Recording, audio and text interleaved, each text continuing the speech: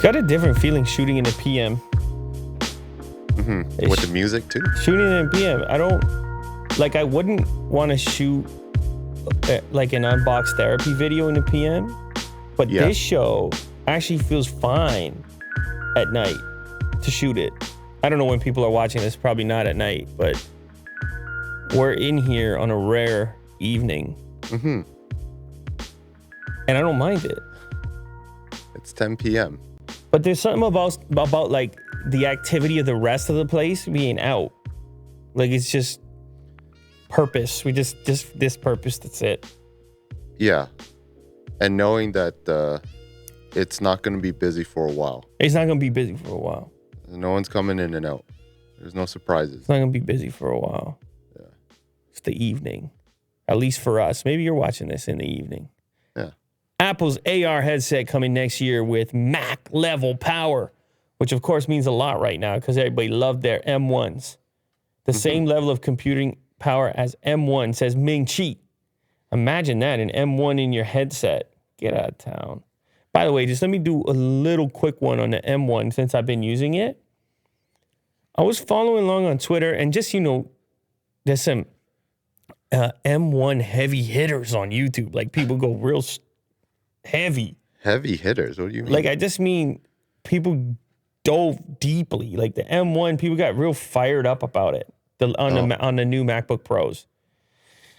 Anyway, a little takeaway from me here. I think most people and you probably have already heard this, I think most people just need the Pro and not the Max. And the Max has some downsides to it, like battery consumption and the fan spinning up and things. Like, I don't know. I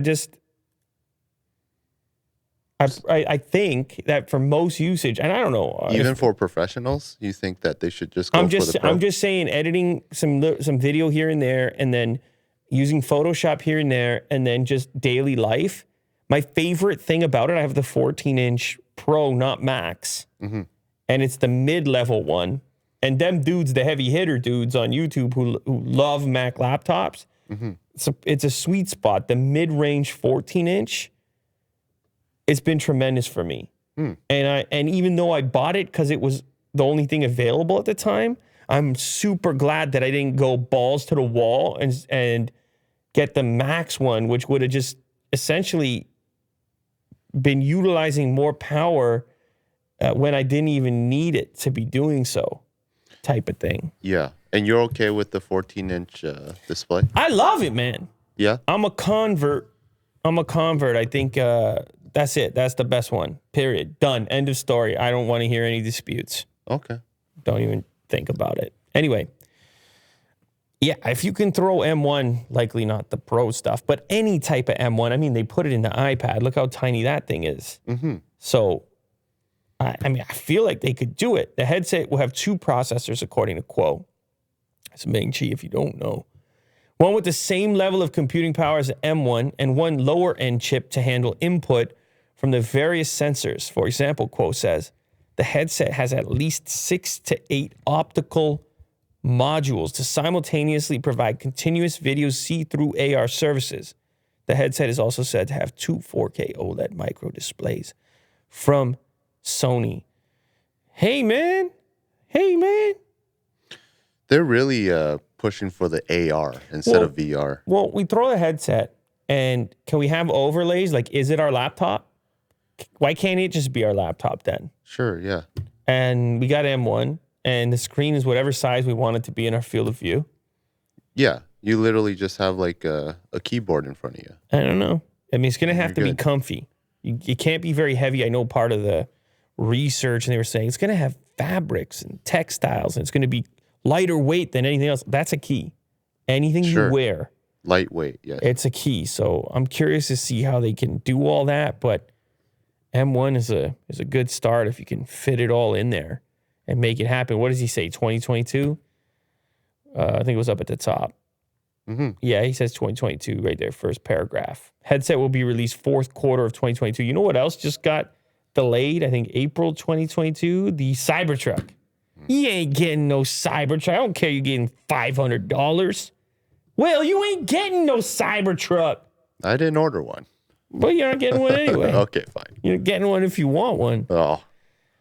Samsung plans. Look, man, as far as the Cybertruck's concerned, I never expected to get it soon. The thing is so radical, and Tesla's so backed up, and chip shortage, COVID, everyone's placing their bets, which is going to be the first EV truck actually on the streets. I believe some of those Rivians are out there. Yeah. For real. Uh-huh. So driving in the States. So I'm just saying, Rivian, hit me up. Yeah. Let's get one in the studio real quick. I know you got to cross the border. Don't make me cross the border. I'll come grab it. I'll come nab it. Yeah. I might come nab it.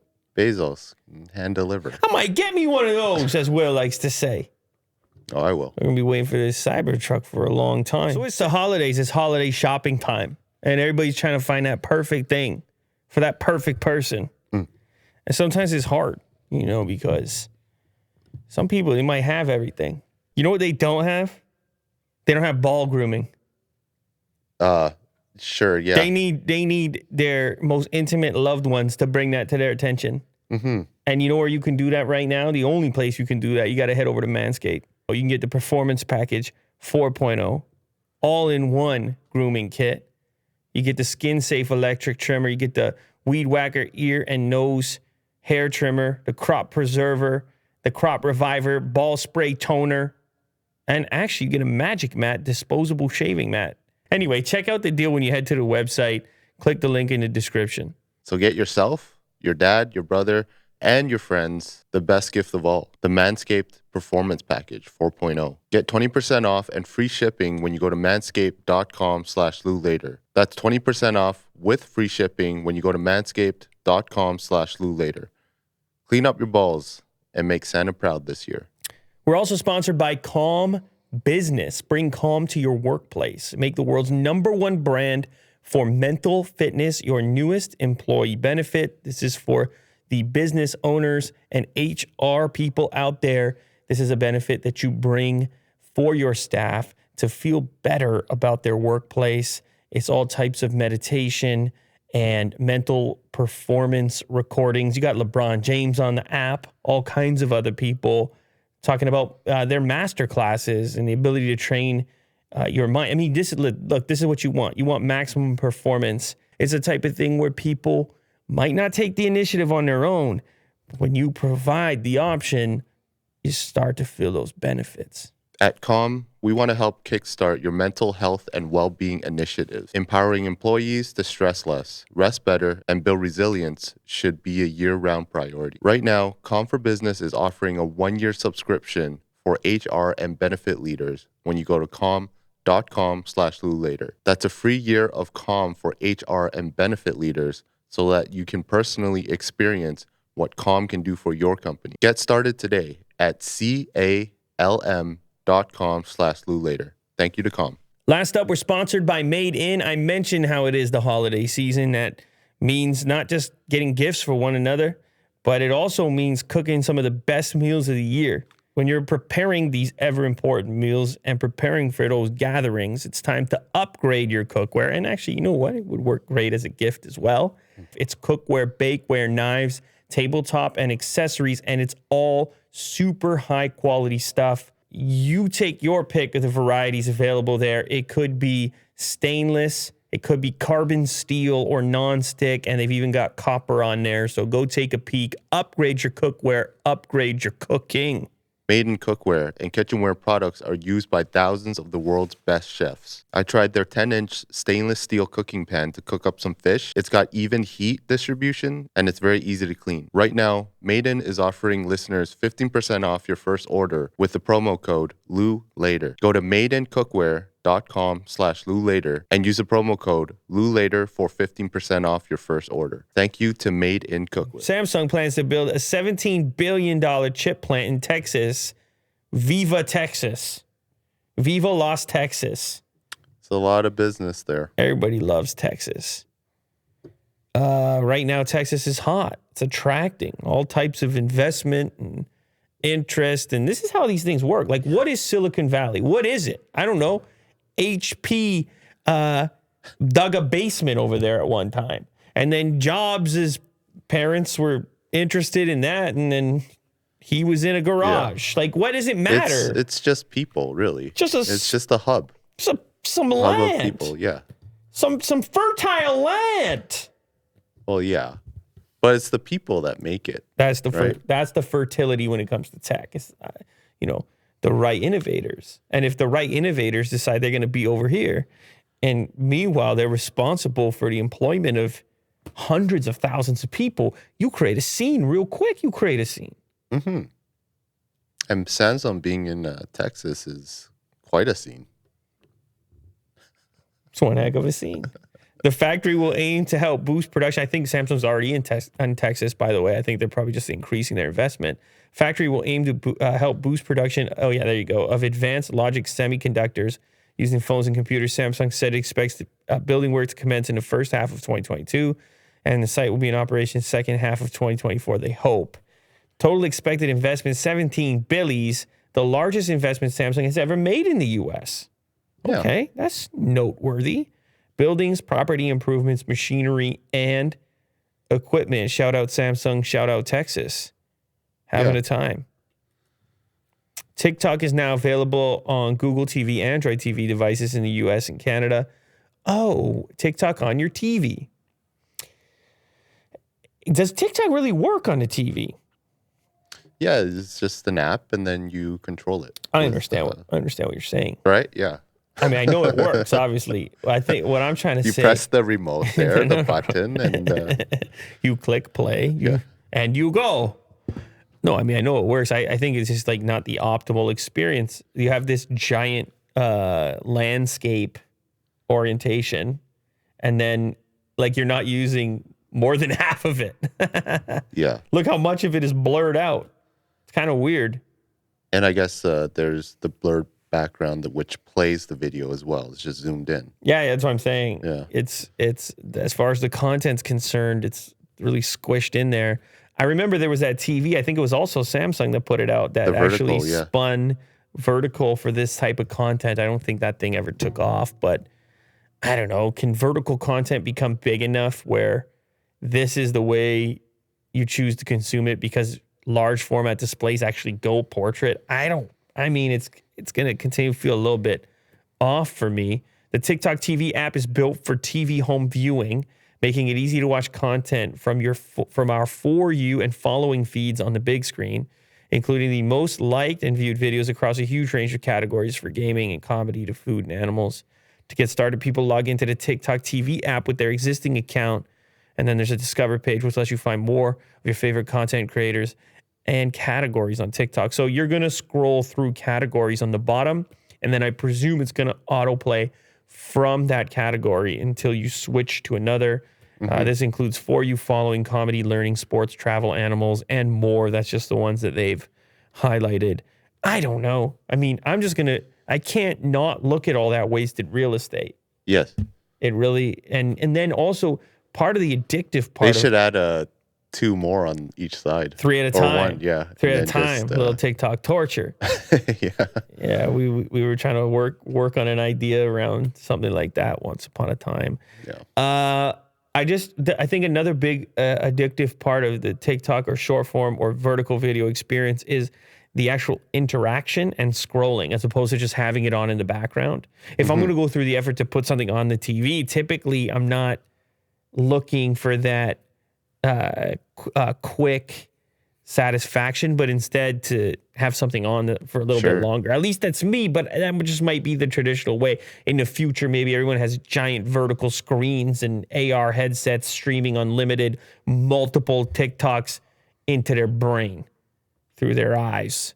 Launching in the US and Canada, Google TV, Android TV. You guys tell me what you think.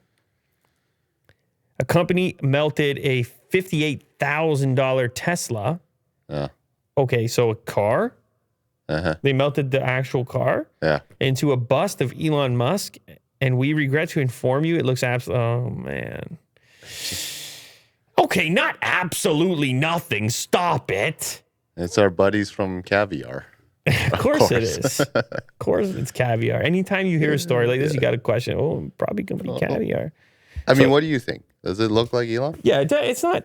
You know, people always have fun with that whenever there's like a statue or something and it looks off. People love that. It's hilarious. You You know, like Just slightly the off. famous one with Cristiano Ronaldo. I'm sure you saw that meme. Yeah. And then it's like something is uncanny and off about it. Maybe this angle makes it look like obviously it's off, but maybe this angle is a bit more forgiving than if I saw it straight on. Yeah, I mean, you can't say it looks nothing like him. Jeez. I mean, there's effort there. So they melted the car to make the bust, which is weird because the car's worth a lot more. I guess each car turns into a number of busts. Let's see here. Yeah, scroll back up to those first points. A Russian accessory brand. Yes, we know them. Caviar. Sculptures are sold for $32.20 a piece on their website, and they sell iPhone designs. Yeah. We've seen all the crazy designs. We've had them on the show in the past. Oh, 27 Musk busts. I want myself a Musk bust. Can't they just say statue? No. Call it a bust. 27 Musk busts as part of the limited edition set. All right. These new items embody the soul of Elon Musk, and therefore they will bring their owners the success and creativity of this outstanding individual. That's all it takes, Will. Yeah, you just need an Elon head. You get the bust, all right? You spend $32.20, you turn it into $3.2 billion, right? The bust just shouts at you to buy more crypto over and over again. Doge or whatever. Is he still going with Doge? I guess he is, eh? You want to play a little bit of the video? Yeah, why not? They're upping it. They're everyone's like, "Hey man, is this company for real? What's going on?" They're like, "You thought we were done here? We're melting Teslas now." They're like, "You thought we weren't gonna hang in there?" Oh my God, they got a video actually cutting the hood and melting it. Good Lord. Yeah. There's an extreme amount of effort there to build it. Lord. To make it. I mean, I guess the hood, though, you don't need to melt the whole Tesla. Just melt the hood and call it a day. I don't know. That's a nice looking. That's the same color setup as my Model S. Yeah. Cool. All right. I mean, Caviar, keep doing your thing, man. Whatever. I don't know. People gonna keep yelling about it, but it's like there's all kinds of crazy things in the world. Do your crazy thing. As long as you actually are delivering these to people, do your crazy thing. Oh, you got a Jack Ma as well. For some reason, he's only 1990. For some reason, Jack Ma's 1990. He got a gold tie, though. Yeah. Maybe it was not a Tesla melt. The Steve Jobs Pro Max, that thing's 6980. Steve Jobs is even less. You know what? Steve Jobs looks less like Steve Jobs on that bust than Elon looked like Elon. That looks less like Steve Jobs than Elon looked like Elon. Yeah. His heart is a bitten apple. Wow. Yeah. This is wild stuff right here. Ikea Japan is renting a tiny apartment in Tokyo for just $1 per month. Mm-hmm. This is actually a really good marketing campaign. So this little room is in the heart of Shinjuku. Yeah. In Tokyo. And it's a tiny space that IKEA decided to use their products to build it so it looks really nice and livable. It doesn't look like a 10 square foot little room. Yeah, they've always done that. Even when you go in the stores, they'll show you a room and they'll be like, this is only 400 square feet. Like when you're walking through the thing, and then you'll be impressed. You'll be like, man, they got a closet and they got a washer in here. And you're amazed at how their products fit into these tiny spaces. But I'm curious, like, how did they rent it for $1? Because it's tiny, but $1. So IKEA fits the bill for the whole setup. Like in bare bones, it looks like this. There's like a really empty white space, but people can actually rent it for $1. Oh, IKEA is renting it to you for $1 to try it out. Yes. Oh, that is cool. It's only for a very limited time. So like I think there's only 2 people that can rent it because it ends in late January. So it's 10 square meters, 107 square foot. So it's not 100 square foot. Yeah, it's not that tiny. Well, I mean, it's tiny, but I lived in 500 square feet once. What was the smallest you lived in? Uh, 900. That's the smallest you ever lived in? Yeah. Oh, okay. Yeah, my house right now. 900. Like Yeah. livable. Yeah, but didn't you have an Space. apartment before that? That must not That have one been. was bigger, actually. Oh, really? Bigger than 900? Yeah. Oh, Yeah. well, anyway. Whatever. A lot of people in Toronto have attempted or tested out small condo life at one time or another. Obviously, in Tokyo, even more so. Obviously, places like Manhattan and things like this, you have some tiny spaces. This is 100 square feet. And they utilize it very well with the ladder, and just like it feels very warm with the materials that they use. And there's a shark there. You could live for in some you reason. could live in there for a month, couldn't you? Oh, there we go. The apartment will be available to rent for a limited time until January 15th, 2023. Oh, sorry. Yeah, that's a whole year, I guess. And only A for whole year, IKEA yes. family members to apply. You go to this website. The deadline to apply is December 3rd. So they want people to test out the tiny life. And they're footing the bill for it. And I guess in that time, you're going to become an IKEA super fan, and they're going to get all types of publicity somehow. Yeah, It's interesting marketing, that's for sure. for sure. Adidas goes full metaverse. Oh, it's a metaverse article, so Will's happy. With Coinbase partnership and the Sandbox real estate. Do you want to start, or do you want me to read the beginning of this? Because that's that headline is... It's a lot to cover. Okay, Adidas has a partnership with Coinbase. And you're going to have to scroll down. This is... So that's Sandbox. That's kind of like a Minecraft. Oh, okay. I guess it would be a game for now. The Sandbox. Yeah, where you can buy land. Oh my God. This is part of Adidas's metaverse push. Adidas currently has a parcel of land allocated to it in the Sandbox. Hold on. Sportswear giant Adidas set crypto Twitter ablaze on Wednesday evening with the announcement we've partnered with Coinbase. Before disingenuously concluding the tweet with a crypto meme reference, it's probably nothing. So people got really excited that Adidas might accept crypto or something for purchases or something on their website, because it was vague. Sure, yeah. It wasn't quite to that extent.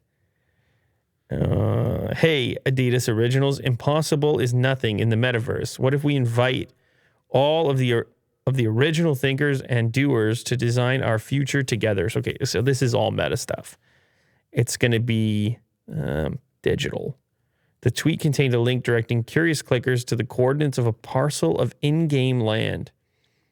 In the game that has apparently been earmarked for Adidas Originals, it is unclear whether the land was purchased by Adidas or given to it. Promotional kind of barter, I guess, is a possibility as well. It's interesting to see how brands navigate this space.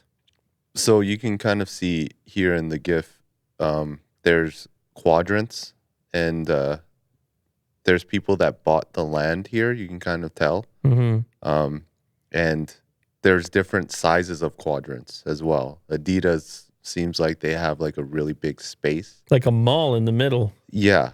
This is some sort of... so does OpenSea. They bought some big real estate up there. Yeah. This is a giant land for, I guess, brands. And how do I navigate this space? Well, you go in there into the metaverse. Oh, of course. Right? Yeah. It looks like Team Snowball's really excited too. But they don't know. Right now, a lot of people are trying to figure out whether it's Adidas created this partnership, or Sandbox wanted to partner with them. I mean, I think it's that land mutually beneficial from a marketing perspective. Sure, yeah. And it's kind of fun and less serious than other types of announcements relating to crypto or the crypto world. It's kind of like an easy or low friction type of move. So you can kind of see the land when you're in the actual game. It kind of looks like Minecraft in a way. Yeah. Where people can just, hang out together and possibly go to some sort of Adidas store where they can This word metaverse is getting out of control because it's everyone's own version of it. Yeah. And then it's like another video game over here, another video game over there. Yeah.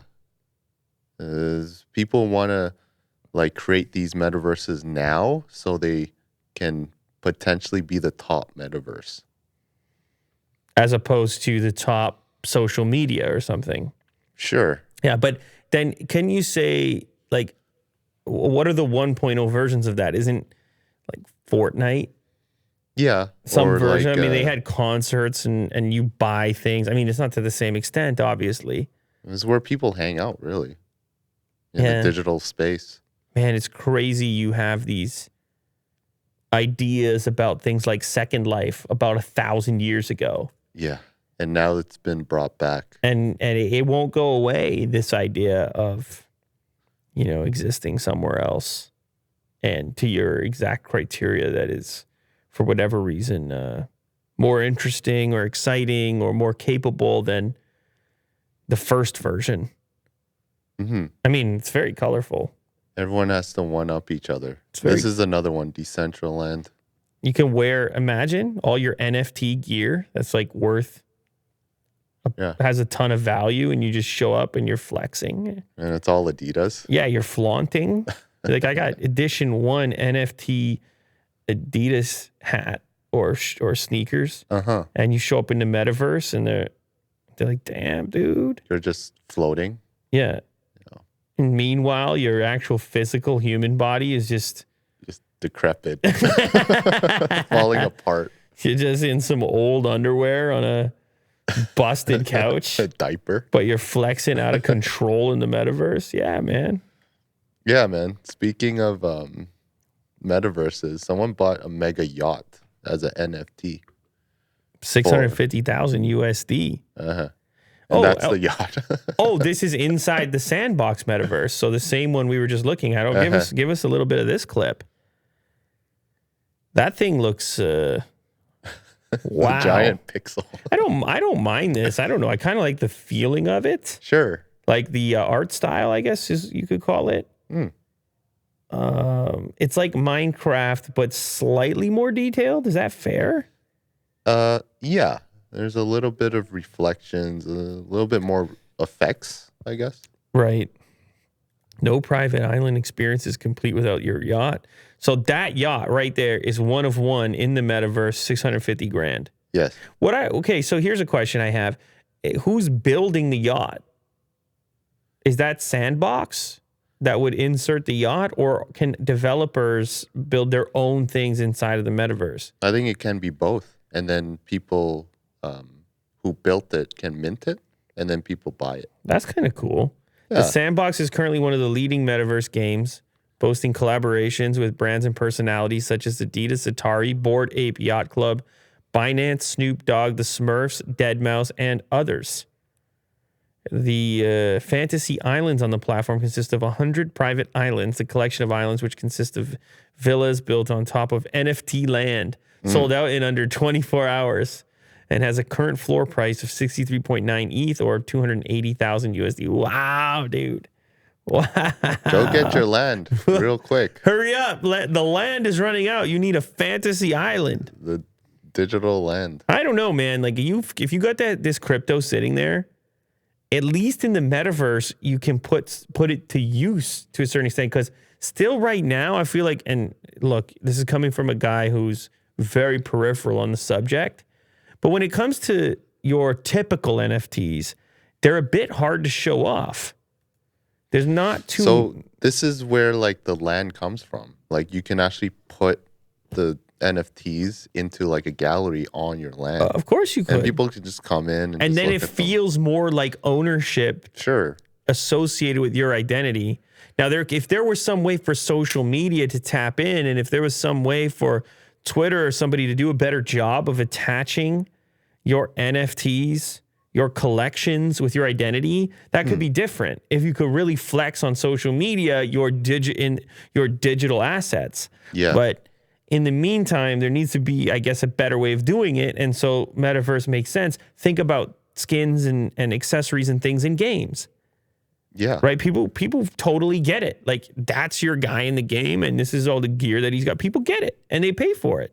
So really, that's not all that crazy. You want the Metaflower super yacht. It's not really that. Maybe the amount is what's crazy here. Sure, yeah. And that's the scary part for people. Like, it's $650,000. If it was $65, people go, okay, you bought a yacht in the game for $65. It's the scale of it that's but it's not even up. like USD. And bought it in ETH. Yeah, of course. You know, it's digital. It's in there. No, digital top to bottom, but you know how these articles go. Sure, they got to do the conversion. Of course. And then that's what gets people all confused. They're like, wait a sec. I can get a lot of video games for $650. It gets people confused on the outside. Yeah, you start comparing what you can actually get. Exactly, because the initial conversion to USD drives you nuts. Drives some people nuts, not me. I don't think this person that bought the super mega yacht is going to be stung by the 149 ETH. Yeah. Right? Like, this is nothing to them. Well, I definitely want to party in that yacht. You got to get one day. You got to get in that metaverse. You got to get your flex figured out. You got to go to the Adidas store when they open up, get those exclusives, and then they'll let you on the yacht. They'll be like, well, this guy's obviously cool. Yeah, exactly. All right, last one. This one's a fun one. Canada releases 50 million pounds from maple syrup reserve amid global shortage. This is interesting and kind of personal because I recently was shopping for maple syrup. I'm a huge maple syrup guy. Like, it's unbelievable. And there's levels to it. Oh, right? There's levels and there's variations and often in my house, I'm not the one doing the shopping, but every so often I dabble. And if I dabble, I'm going to take a peek. I'm going to take a look. I'm going to read a couple labels. This time I bought the dark one. Okay. Not the typical medium or whatever. Like this one? It's reference. What is that? The dark one? What does that one say? Yeah, number 1 medium. No. I bought the dark one. Okay. This time around. So what's the consistency? Is it just darker in color? Or I actually would say it's a little bit thinner. Thinner, okay. But darker in color. And I mean, people will argue about this stuff till the end of time. But the end of time? The end of time, I'll tell you. Yeah. But the thing was, it just felt a little rustic for me. I was very excited about it. Anyway, maple syrup, incredibly expensive stuff. Like real maple syrup. We aren't talking about table syrup. We're talking about maple syrup. Don't get it. Really interesting to see how it's made as well. Like legit tapping the trees. Oh, yeah. You know. I mean, the fact that delicious stuff comes out of a tree is just, well, don't get me started on it. Yeah. The Biden administration is trying to rein in gas prices by releasing oil from the U.S. Strategic Reserve, but a different sticky supply situation north of the border has spurred Canadians to tap their emergency stockpile of maple syrup amid a major shortage of the sweet stuff. The Quebec maple syrup producers is a government-sponsored cartel that controls some 70% of the world's maple syrup supply and is sometimes compared to the Organization of the Petroleum Exporting Countries, GRIP on Oil. The consortium of more than 11,000 Canadian maple syrup producers said this week that a warmer and shorter than expected spring led to 24% year-over-year drop in production of the pancake topping. Let me tell you something. There's an amazing show on Netflix about a maple syrup heist, which goes into depth on the insane value of maple syrup, like given its weight. It was like 3,000 tons, right? The maple syrup heist. Was it this one here? It's like, okay, so Canadian maples. The maple syrup heist was a theft over several months in 2011 and 12 of nearly 3,000 tons of maple syrup valued at $18.7 million from a storage facility in Quebec. They found a way to take the barrels and fill them with something else and suck the maple out and do it like one barrel at a time over time. It's incredible. I don't know. Is that on Netflix still or whatever? It doesn't. You can go look for it. It's incredible. Yeah, this is how it's stored. It's stored in these. I can't believe that they stored so many pounds of it. 50 million, yeah. And they probably have a lot more. Like and then some suggest that they can kind of control and manipulate the price by Scarcity. only releasing certain amounts at different times, since this group is in control of everything, and it really only comes from here, man. You know, the French-speaking Canadian province, Quebec, produces more than 70% of the world's maple syrup supply. I think Vermont's pretty big too. And Ontario has some. Ontario, yeah. Export sales reportedly rose to 113 million pounds between January and September, up a whopping 20. So sales export, people want more maple syrup as well. In the meantime, as a pancake topping. Oh, it's more than a pancake topping, man. I'll do a lot with maple syrup. I'll tell you what. Yeah. I'll do a lot. You don't even want to know what I'll do with some maple syrup. No, you don't even want to know. Yeah, I don't. Trust me, you don't want to know. I don't want to know. Go watch The Heist though. And don't you dare use that table syrup, corn syrup stuff. Well, do what you got to do. I mean, I don't know. In a pinch. But if you got access to the real deal, my goodness gracious, it ain't too many flavors. Yeah. On the maple level.